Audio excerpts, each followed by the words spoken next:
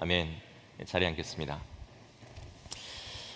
제가 어렸을 때 이렇게 친구들하고 가끔 이야기를 하다가 그런 질문들 하죠. 너는 어떤 연예인이 제일 좋아?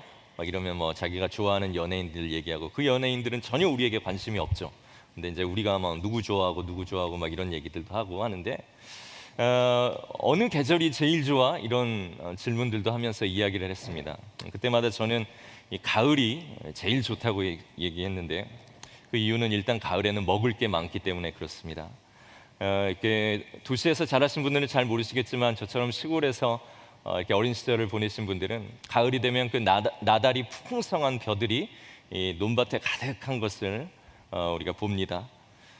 그리고 빨갛게 사과가 있고, 집 앞에는 대추가 있고, 감이 있고, 그리고 가시로 덮인 이 밤송이에서 그 입이 쩍 벌어지면 그 안에서 잘 익은 밤들이 팝콘처럼 막 이렇게 터져 나오고 하는 그 가을이 너무나도 풍성하고 좋았습니다.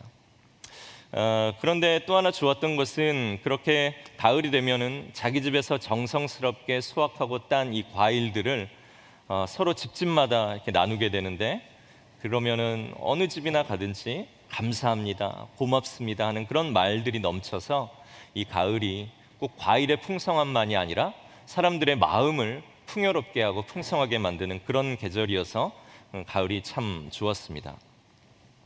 어제 뉴스를 보니까 한국은 지금 과일이 너무 비싸서 사과 하나 사 먹지 못하는 그런 상황이라 그러는데, 이 버지니아 사과를 보면서 그 뉴스를 들으니까 정말 사과 드리고 싶었습니다. 정말 그 정도로 풍성한 또 가을, 어느 곳은 이렇게 좀 누리고 있는 분들이 있지만, 또 그런 풍성함이 전달되지 못한 어려운 땅들도 많이 있죠. 그래서 이번 11월에는 저희들이 한 달간 감사에 대한 말씀을 좀 나누었으면 좋겠습니다.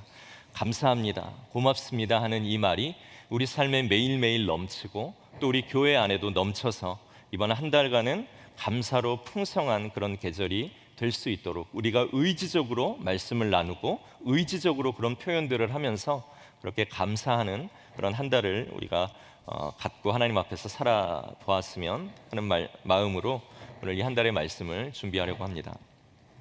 자, 오늘 우리가 읽은 이 본문 말씀에는 이 감사와 관련된 이야기가 나옵니다. 오늘 우리가 읽은 누가복음 17장은 예수님께서 다시 돌아오지 못할 여행을 하시는 그 상황 속에 오늘 이야기가 진행이 됩니다. 오늘 우리가 읽은 17장 11절 말씀에 보면 이렇게 되어 있죠. 예수께서 예루살렘으로 가실 때에 사마리아와 갈릴리 사이로 지나가시다가, 예수님께서 이제 예루살렘으로 가시면 예수님께서는 붙잡혀서 십자가 처형을 당하게 되는 그러한 상황입니다. 그러니 지금 예수님께서 가시고 있는 이 길은 예수님에게는 다시 돌아오지 못할 그러한 여행이고, 그렇기 때문에 이 시기에 주시는 가르침들과 메시지는 다른 곳에 비해서 그 무게감이 클 수밖에 없겠죠. 오늘 말씀을 읽어보니 예수님께서는 지금 예루살렘으로 올라가시는 중에 한 마을을 들르시게 됩니다. 그리고 그 들른 마을에서 10명의 나병 환자들을 만나게 됩니다. 이 나병 환자는 예전 성경에 보면은 문둥병자라고 기록이 돼 있고, 요즘 성경 번역에는 나병 환자라고 돼 있고, 또 이 나병 환자도 조금 거부감이 있어서 한센병 환자라고 그렇게 부르기도 합니다. 서울 아산병원에서 이 나병, 한센병에 대한 소개가 있어서 제가 그것을 찾아서 인용을 드립니다. 이 병에 걸리면 이제 2차 감염을 통해서 손가락과 발가락, 그리고 신체의 말단 부위가 떨어져 나가는 그런 아주 무서운 병이 이 나병, 한센병이죠. 그래서 우리가 과거에 한센병 환자들, 나병 환자들을 보면 얼굴에 살들이 녹아내리고 코끝이 없고 손가락 마디들이 잘려나가는 그러한 증상을 가진 사람들을 우리가 보곤 합니다.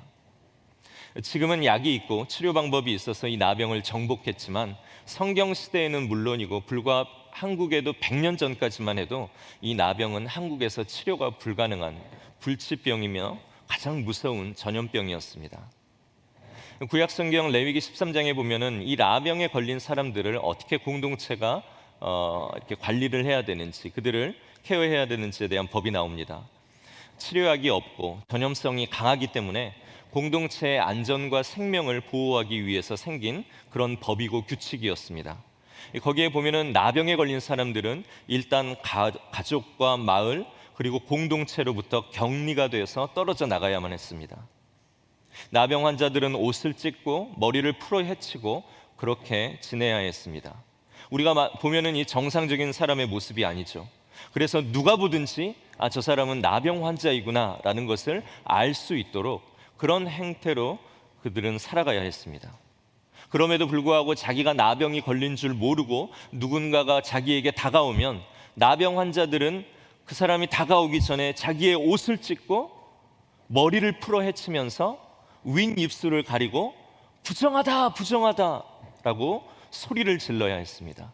그래서 자기가 지금 나병에 걸려서 부정한 상태임을 사람들에게 이야기하면서 그들이 이 나병에 전염되지 못하도록 사람들이 자기로부터 가까이 오는 것을 막고 쫓아내야 하는 그런 규칙이 그들에게 있었습니다. 그렇게 되지 않으면, 그것을 속이고 사람들에게 오면 이 나병 환자들은 돌로 쳐서 죽여도 괜찮은 그러한 시대적인 규율이 있었습니다. 나병에 걸리면 자기의 가족에게도 갈 수가 없지요. 너무나도 사람이 그립지만 그 사무치게 그리운 사람들이 자기에게 다가올라 치면 그들을 가까이 오지 못하게 소리를 질러 쫓아내야 하는 그런 아이러니한 상황 속에서 살아야 했던 사람들이 바로 이 나병 환자입니다.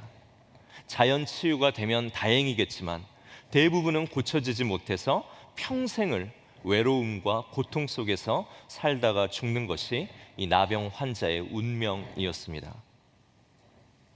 그러니 이 나병 환자들의 소원이 무엇이겠습니까? 그것은 바로 당연히 회복입니다.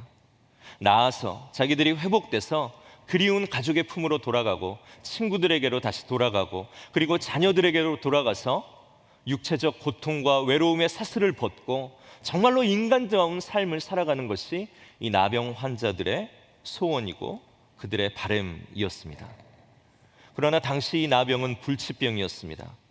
아무도 그들을 고칠 수 없고 어떤 약도 이 나병을 고칠 수 없는 그러한 시대였습니다.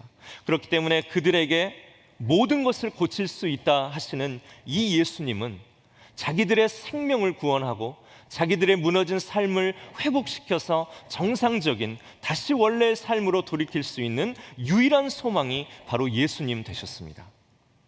그렇기 때문에 나병 환자 10명은 이 예수님, 유일한 소망 되시는 예수님이 이 동네에 오신다라는 소리를 듣고 그 소식을 접하고 그 예수님을 보려고 가까이 오지도 못하면서 멀리 떨어져서 예수님을 향해서 소리를 치고 있는 것입니다. 오늘 그것이 13절의 말씀인데요, 우리 13절 말씀을 함께 읽겠습니다. 소리를 높여 이르되 예수 선생님이여 우리를 불쌍히 여기소서 하거늘. 그들이 외칠 때 무슨 신사적으로 점잖게 그렇게 예수님을 부른 것이 아니었을 겁니다. 예수님 여기 봐줘도 좋고 안 봐줘도 좋고 뭐 나는 별로 아쉬운 것 없어요 라고 그렇게 예수님을 부르지 않았을 겁니다. 예수님은 무슨 병이든 고치실 수 있고 무슨 문제든 다 해결이 가능하신 분이십니다. 우리가 예수님을 그렇게 들었습니다. 다른 사람들은 우리를 쫓아내고 우리를 혐오하면서 우리를 돌로 쳐서 죽이려고 하지만 예수님은 우리 같은 사람들의 소리도 들으시는 분이시기에 오늘 주님만이 우리를 구원하실 수 있습니다 하며 예수님을 향해 간절한 믿음을 가지고 그분이 들으실 수 있도록 큰 소리를 외쳐서 예수님을 부르고 있는 것입니다. 예수 선생님이여 우리를 불쌍히 여기소서.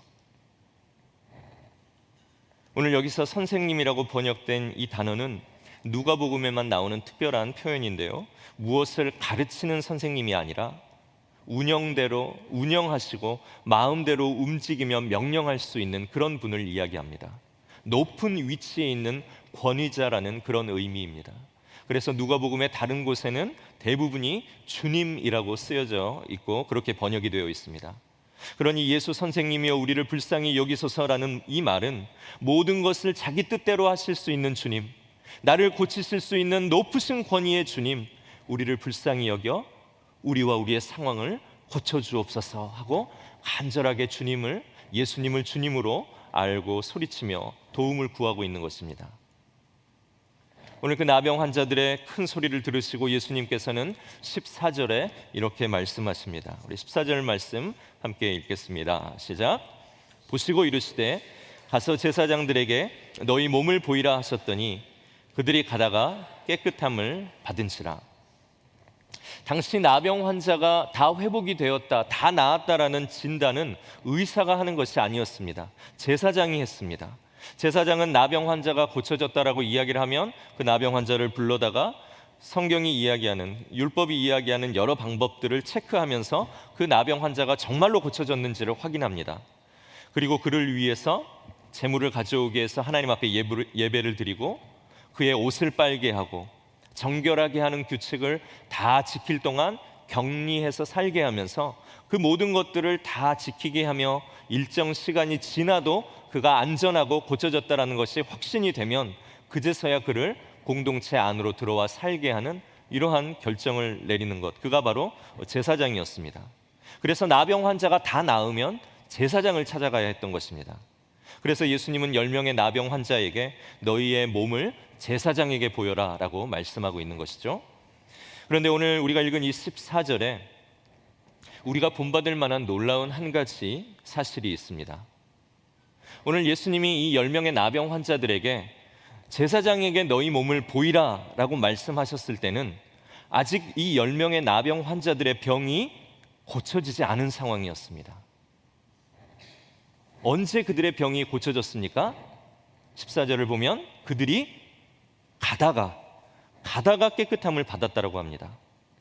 그들이 예수님께서 다 고쳤다, 너희 몸을 봐라, 이제 가서 제사장에게 다 나은 것을 증명해라 라고 이야기한 것이 아닙니다.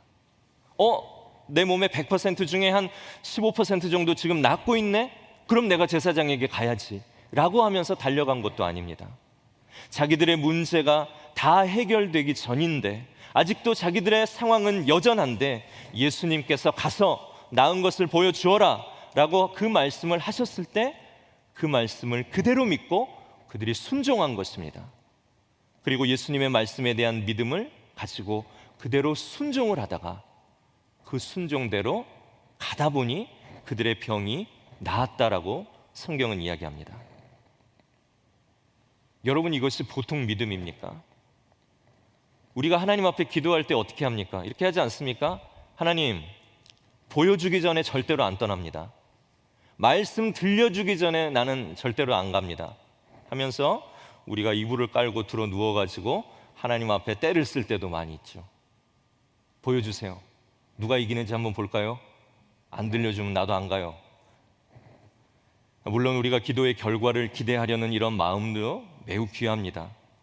그러나 결과가 보이지 않아도 우리를 사랑하시는 하나님을 믿고 문제를 그분께 다 맡겼다라면 기도의 자리를 떠나 삶의 자리로 가는 것이 더욱 성숙한 기도자라는 것을 오늘 우리는 이 순종한 10명의 나병 환자의 상황을 통해 알게 되는 것입니다. 이 10명의 나병 환자의 믿음은 정말로 너무너무 대단한 믿음입니다. 어쩌면 지금 저보다도 더 대단한 믿음이라고 저는 생각했습니다. 가다가 고쳐지겠지, 어떻게 하다 보면 예수님이 얘기했으니까 가다가 그런 증상들이 일어나겠지라고 생각도 못하고 그냥 예수님의 말씀만 믿고 순종했을 텐데, 그 순종이 결국 그들의 육신을 구원하는 놀라운 일이 생긴 것입니다. 그런데 오늘 누가복음은요, 이보다 한 단계 더 나아가서 더 놀라운 사건을 우리에게 보여주고 있습니다. 그것은 바로 15절에 있는 말씀인데요, 우리 15절의 말씀을 함께 읽겠습니다. 시작. 그 중에 한 사람이 자기가 낳은 것을 보고 큰 소리로 하나님께 영광을 돌리며 돌아와. 한 사람의 인생이 지금 가장 감격스러운 순간을 맞았습니다. 도저히 살 수 없고 정상적인 삶으로 돌아갈 수 없는 자기의 삶이 고침을 받고 놀랍게 회복되어지는 기적과 같은 일을 자기 인생에서 경험하게 됩니다. 그런데 그 놀라운 기적도 큰 믿음이고 감동스러운 일이지만 오늘 누가복음이 우리에게 정말로 이 이야기를 통해 하고 싶으신 이야기, 그 메시지는 무엇입니까? 그 인생의 가장 감격스러운 순간, 그 일을 자기에게 행하신 예수님을 생각하는 사람이 있었다라는 것입니다. 육체의 감각, 삶의 환경만 회복된 것이 아니라 예수님에 대한 감사의 감각이 회복되어지는 사람들이 신앙 안에 분명히 존재해야 한다는 것을 우리에게 알려주는 말씀이죠. 시인 서정주라는 분은 문둥이라는 시를 쓰셨습니다. 그 시가 이렇습니다. 해와 하늘빛이 문둥이는 서러워 보리밭에 달 뜨면 애기 하나 먹고 꽃처럼 붉은 울음을 밤새 울었다.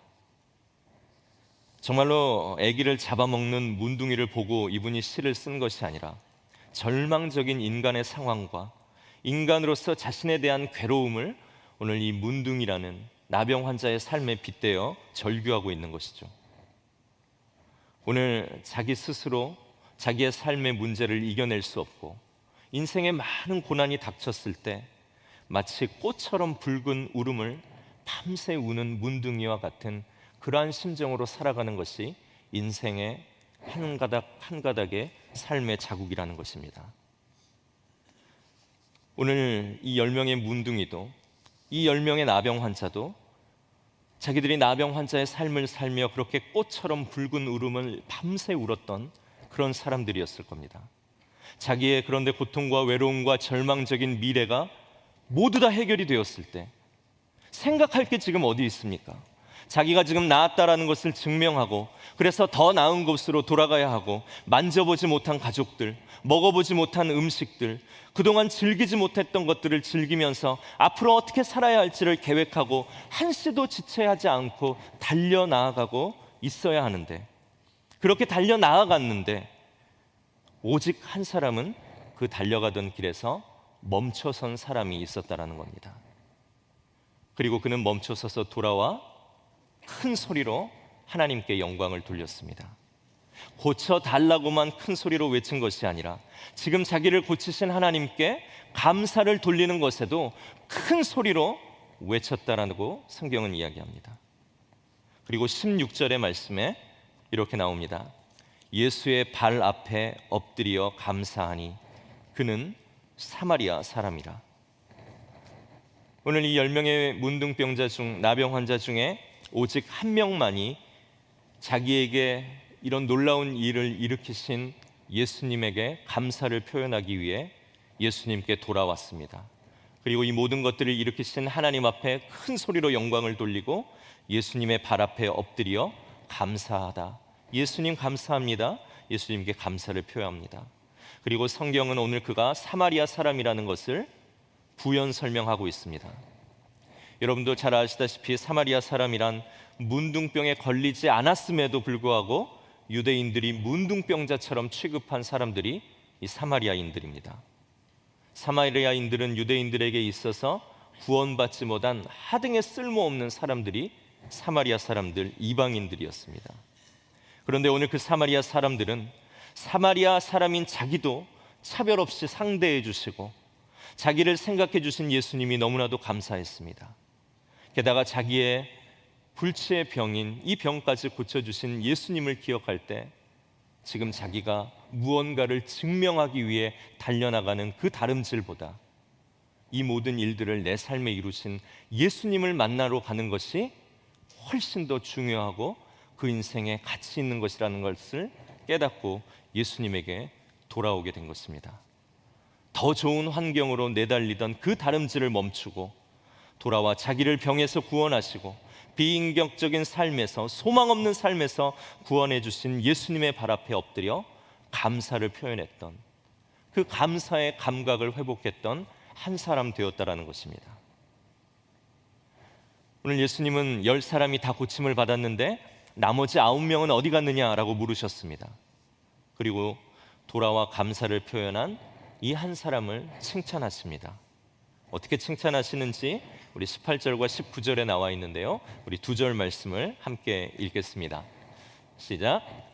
이 이방인 외에는 하나님께 영광을 돌리러 돌아온 자가 없느냐 하시고 그에게 이르시되 일어나 가라, 내 믿음이 너를 구원하였느니라 하시더라. 오늘 말씀의 제목이 감사의 감각을 회복하라입니다. 오늘 이 돌아와 고침을 받은 사마리아 나병 환자에게 회복된 것은 육체적인 감각뿐만이 아니라 하나님 앞에, 예수님 앞에 드리는 감사의 감각도 회복되었던 것을 우리가 오늘 보고 있습니다. 그리고 감사의 감각을 회복한 그에게 네 믿음이 너를 구원하였느니라 라고 말씀하시면서 이 병고침이 육체의 회복으로만 끝난 것이 아니라 너를 구원하는 믿음이 되었다라고 예수님께서는 말씀하시고 칭찬하셨습니다. 어떠한 순간에도 예수님을 기억하며 내가 오늘 누리고 있는 모든 것들이 하나님께서 나에게 하신 일, 예수님께서 나에게 베푸신 은혜라는 것에 일일이 감사하는 그의 마음을 구원하는 믿음이다라고 오늘 칭찬해주고 계신 것입니다. 아마 9명의 나병 환자는 예수님을 끝까지 섬겼는지, 그들이 정말로 예수님을 끝까지 신뢰하며 믿고 구원을 얻었는지 성경은 이야기하고 있지 않지만, 오늘 더 좋은 것들을 증명하고 더 좋은 것들을 즐기러 내달린 다름질하다가 예수님께로 돌아와 예수님께 감사를 회복한 그 감사의 회복을 가진 이 사람에게는 오늘 예수님이 너의 믿음이 너를 구원하였다라고 오늘 구원을 선포해 주고 계시는 것을 보게 되는 것입니다. 처음 나병의 증상에 대해서 설명을 드렸습니다. 손가락이 떨어져 나가고 눈이 실명이 되고 발가락이 잘려 나가는 것, 왜 이런 증상이 일어나는지 아십니까? 나병에 걸린다고 해서 무조건 손가락이 떨어지고 눈이 실명이 되는 것이 아닙니다. 나병에 걸리면 감각이 상실이 됩니다. 평형 감각이 상실이 되고 아픔을 느끼는 통각이 없어지고 모든 감각이 상실되기 때문에 큰 나무 조각이 눈에 와서 박히지만 그 눈이 아프지 않은 겁니다. 그러다 보니 그 눈이 곪고 썩어서 실명이 되는 것이고, 불을 피우는데 그 불을 피우다가 손이 데이는데도 손이 뜨거움을 느끼지 못하는 것입니다. 감각이 상실되었기 때문에.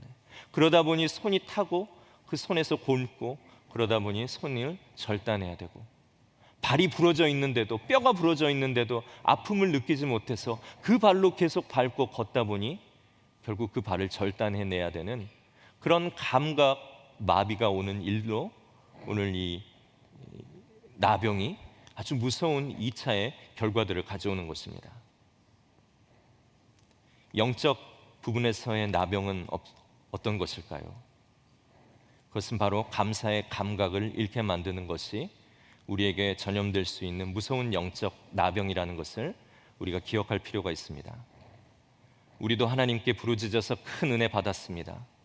도와주셔도 좋고 안 도와주셔도 좋고 고쳐주셔도 좋고 안 고쳐주셔도 좋고 이렇게 우리가 하나님께 기도하지 않았습니다. 하나님 밖에는 나를 고쳐주실 분이 없고, 하나님 밖에는 내 생활, 내 자녀, 내 지금 사업을 일으켜주시고 붙잡아 주실 분이 없다라고, 그렇게 제발 도와달라고 큰 소리로 하나님 앞에 기도했습니다. 그래서 하나님께서 우리의 삶을 고쳐주시고, 예수님께서 우리를 만나주시고, 우리의 자녀들을 회복시켜 주시고, 우리의 건강을 다시 한번 일으켜 주시는 놀라운 구원과 사랑을 받았습니다. 간절히 하나님 앞에 기도하고 부르짖어서 그 기도의 응답들도 우리가 얻었습니다. 그래서 어떻습니까? 우리의 형편이 나아졌습니다. 그런데 우리는 하나님으로부터 받은 그 은혜를 가지고 우리 자신이 이제 얼마나 대단해졌고, 우리의 자녀들이 얼마나 좋은 학교를 갔고, 내 사업과 내 직장이 얼마나 안정되었는가를 자랑하며 증명하고 그것들을 알리기에 달려가기 너무나도 바쁜 삶을 살아가고 있지는 않은지, 우리가 큰 소리로 이 모든 일을 이루신 하나님 앞에 하나님 나를 위해서 이런 일들을 하셨습니다라고 큰 소리로 그분께 감사를 표하고 예수님의 발 앞에 엎드려 나는 계속 주님이 필요합니다라는 그런 감사를 표현하는 감사의 감각은 우리 안에서 무뎌져 가고 있지는 않은지, 이 사업 살려달라고 해서 정말로 기도해 살려주셨더니, 이 직장 되도록 하나님 앞에 간절히 붙들고 기도해서 우리가 입사하였더니, 우리가 자녀들에게 지혜 달라고 구해서 아이들이 좋은 대학 가고, 우리 자녀들의 재능이 많아져서 여기저기 많은 곳에서 우리 자녀들을 사랑하고 쓸모있다라고 와달라고 이야기하니 우리는 어떻습니까? 내 달리느라 너무나도 바쁩니다. 평안 달라고 해서, 부족함 채워달라고 해서 하나님께 그렇게 구해 하나님이 우리 삶에 그런 은혜를 베푸셨더니 이제 그 은혜 받은 우리는 갈 곳도 많고 즐길 곳도 많고 우리의 삶의 안락을 위해 내달리기 바쁜 그러한 삶을 살아가는 것은 아닌지, 누가 돌아와서 이 은혜를 주신 하나님께 감사하는지, 감사의 감각이 다 회복되지 못했는가, 왜 한 사람뿐인가라는 그 예수님의 서운함을 우리는 들을 수 있어야 됩니다. 그럼 어떻게 해야 감사의 감각을 회복할 수 있을까요? 저는 오늘 두 가지 말씀을 드리고 오늘 설교를 마치려고 합니다. 첫째는 나를 긍정하지 말라는 것입니다. 세상의 가르침과는 정반대죠. 나의 가치를 발전시키고 나를 증명하고 내 능력이 얼마나 무한한가를 긍정해서 세상 가운데 우리를 드러나게 하라는 것이 이 세상의 처세술이고 가르침입니다. 그러나 기독교는 나를 긍정하지 않는 종교입니다. 나의 능력을 부정하고 인간이 얼마나 절망스러운 존재인가를 늘 잊지 않는 나에 대한 부정이 있을 때 우리는 예수님이 절실하게 우리의 삶에 필요하다는 것을 알게 됩니다. 나를 부정하고 예수님을 긍정할 때 예수님께서 오늘도 내 삶 가운데 이러한 일들을 은혜로 베푸셨다는 것이 그제서야 비로소 보이고 모든 것을 가지고 예수님께 감사하며 그분에게 머무를 수 있게 되는 것입니다. 그런 사람에게 예수님은 계속적인 주님의 힘을 부어주시고 하늘의 평안을 내려주셔서 그분을 계속 의지하게 하심으로 우리의 능력이 아니라 예수님의 능력으로 살 수 있도록, 그래서 우리 안에서 감사의 조건들이 끊임없이 회복될 수 있도록, 감사의 감각을 가지고 매일을 살아갈 수 있도록 우리를 만들어 가시는 것입니다. 그러니 나를 긍정하지 않고 예수님을 긍정하는 것이 매일 우리가 감사를 회복하며 살아갈 수 있는 방법이 되는 것입니다. 두 번째로는 예배를 소중하게 여기시길 바랍니다. 오늘 예수님께 돌아온 나병 환자는 하나님께 큰 소리로 영광을 돌리고 예수님의 발 앞에 엎드렸다고 나옵니다. 이것이 뭡니까? 이것이 예배입니다.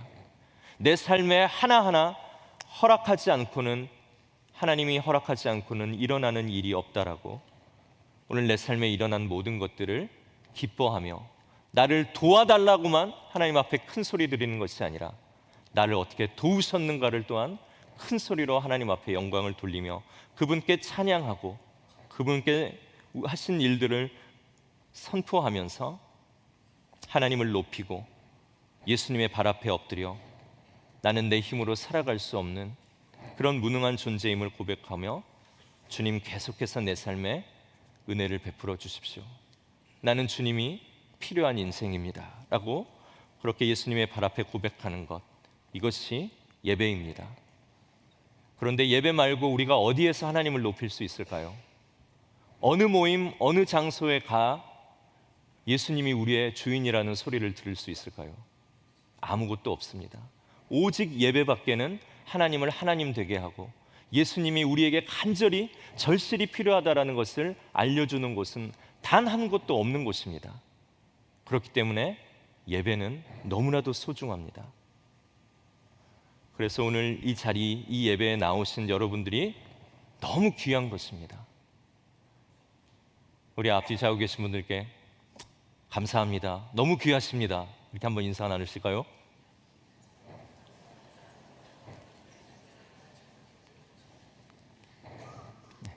여러분 왜 귀합니까? 추운데 막 나와서 귀합니까? 막 일어나기 싫은데 막 옷 입고 막 화장도 잘 안 받는데 막 기어이 하면서 안 하고 가면 몰라보니까 그래서 그렇게 막 화장하고 가서 여러분들 뭐 귀하십니까? 밥도 준비하고 청소도 하고 그래서 귀합니까? 그것도 귀하지만 정말로 우리 서로가 귀한 이유는 오늘 우리에게 주신 은혜들, 성공들, 삶의 즐거움과 기쁨들을 위해서 그거 증명하느라, 그거 누리느라 막 달려가고 있던 우리의 걸음을 멈추고 오늘 우리가 돌아온 사람들 아닙니까? 예수님 앞에 와서 예수님, 내 삶에 하신 일 하나하나가 하나님이 아니고는 이루어진 일 없습니다. 오늘 나는 이런 은혜를 누리지만 여전히 나는 예수님이 필요합니다.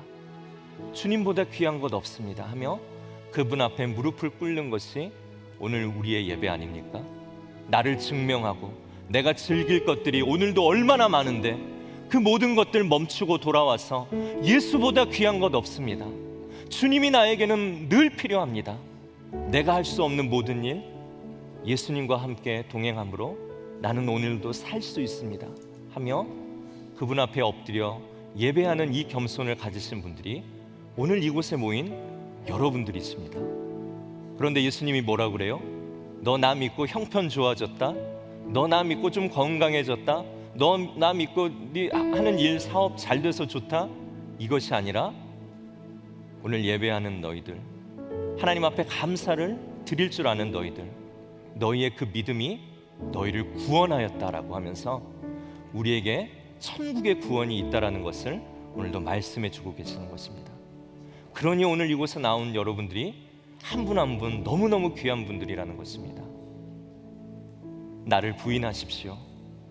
나는 아무것도 아니고 오늘도 바람이 불면 나의 생명을 장담할 수 없는 연약한 인생임을 알고 나를 부인하며 나를 붙들고 나를 살게 하시는 예수님을 긍정하시기를 바랍니다. 그리고 오늘 세상으로 달려가 나의 즐거움들과 쾌락과 내가 얼마나 위대하고 놀라운 존재인가를 증명하는 그 증명의 일들을 멈추고 언제나 함께 우리의 삶에 예수님이 가장 귀합니다를 고백할 수 있는 이 예배를 소중하게 여기며 주님 앞에 나와 우리가 함께 예배할 때 오늘 우리를 예수님께서 구원받는 백성이다 말씀하여 주시고 우리와 날마다 동행해 우리 삶 가운데 감사가 끊이지 않도록 감사의 감각을 회복해 주실 줄 믿습니다.